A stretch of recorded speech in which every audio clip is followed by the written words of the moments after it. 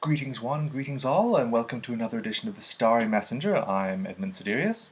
and today I would like to talk to you about what the American poet Edgar Allan Poe described as the light artillery of the intellect, namely the print periodical press in the 19th century, the vast explosion of print media which was made available by the steam press, and talk about some of the ways in which it's related to contemporary news practices, particularly with the advent of the news ticker.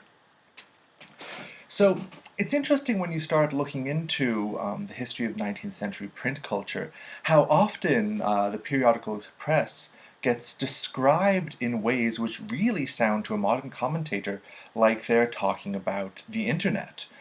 They describe it in terms of being a vast, decentralized, and interconnected communications network, which opens up the potential of public disclosure, public communication, and the formation of special interest groups within 19th century society in Europe. And likewise, just as we have with the internet nowadays, it raised the very similar concerns about citations, the accountability of information, anonymity, various conflicts of authority, and who gets to distribute various forms of information, and whether or not that information itself is reliable, and whether or not that particular form of spreading the information, the print periodical press, actually dumbs down information or makes it impossible to get what we consider a full story. I mean, these things are very much echoed in contemporary concerns about the internet and its effects on attention span, its effects on ways in which we attribute, what is quality news, what is not quality news, what do we trust, what do we not trust. Also in interesting ways, and what a lot of people don't realize is that in the 19th century, particularly in England, but also elsewhere, the post was much better than it is nowadays. That very frequently people such as Darwin, for instance, could send a letter and then get the response the same day. They were getting letters delivered at least twice a day, sometimes more than that. And that this even allowed for the production of things which we might consider nowadays to be the first kind of message forms, or what they called circulars, methods for sharing letters, writings, documents, and having a successive series of people comment on those documents and then send it along to other people who were within that circular group. Now, how does this relate to news tickers, which is the second part of this particular discussion? Well, just as Edgar Allan Poe described the new form of news as the light artillery of the intellect, being condensed, being oftentimes simplified, we find a very dramatic form of that proliferating in particularly television media in the form of the news ticker. For instance, you'll see it on CNN, you'll see it on CP24. The ones that I've been particularly subjected to recently are in the form of the news tickers that are in the Toronto Underground system, as well as actually York University has a series of television screens strewn all throughout the campus, which they constantly play such particularly enlightening pieces of news as the top story I saw yesterday: how much privacy can a royal expect? Or unauthorized natural health product recalled over mercury content. And I've been thinking about these news tickers a lot, perhaps strangely, but I think it's important because they really speak to the question of what we consider news to be, whether or not it is simply a form of distraction, what it means to be informed, what it means to be for a piece of news to actually be informative. In the particularly previous cited example of how much privacy can a royal expect,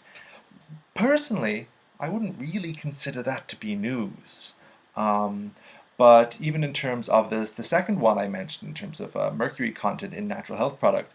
I have some concerns about whether or not I can even call that sort of advertisement news, because it fails to mention what the health product is, it fails to provide any sort of contextualization of the systems of checks and securities that allowed that to happen. And in the absence of this contextualization, which you also see on CNN, dare I say Fox, but also in Canadian news, and on these kind of like transit updates,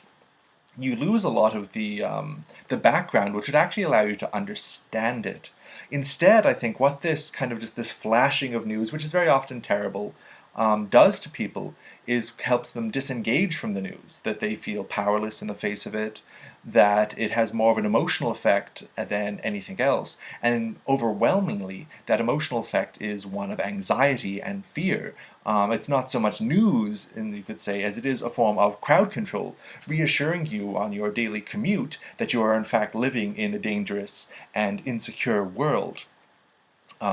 For some time now, I've considered myself to be a proponent of news and media reform. I'm particularly a big fan of Democracy Now! Because I think that as a news agency, it's particularly good at not only describing what's going on in the world and in America, to a lesser extent in Canada, because it is an American-based service, but also describing why that is happening, attempting to contextualize it in such a way that doesn't disempower the audience, but actually allows them to think about ways and feel like that they have the tools and resources to productively contribute to these debates, to these situations, which are shaping their lives, and indeed shaping the lives of people all around the world. So, as much as I'd like to get behind Poe in this instance and say that yes, this is kind of a new art form to be embraced, I think that there are radically different ways of doing it, and that particularly both online and in the forms of televised news, we don't necessarily have to abandon the kind of background information that would allow us to productively act on the information that we have to filter feed constantly on a daily basis. And I suppose that's the take-home message. News, at least the definition of news I'd like you to, think about, is that which actually allows us to understand the world around us and gives us the resources we need to try to productively engage with it. In this way, I think both 19th century print culture as well as 20th century internet culture is actually a really good and productive, potentially productive resource for helping to create communities, helping to bring them together, helping them to show common points of concern, and helping to form the basis of social movements, political movements, artistic movements. And for this reason, that the technologies themselves are not to be blamed, nor even the assumed audience's attention span are to be blamed for this kind of decontextualized barrage, dare I say carpet bombing, of fragmentary news. And I think that is a very important thing to think about in light of the vast array of troubling world events we seem to find ourselves surrounded by. And on that somewhat enlightening, somewhat depressing note, I would like to sign off. Thank you very much for listening to the light artillery of the intellect in the form of the Starry Messenger. And I hope very much to see you again the next time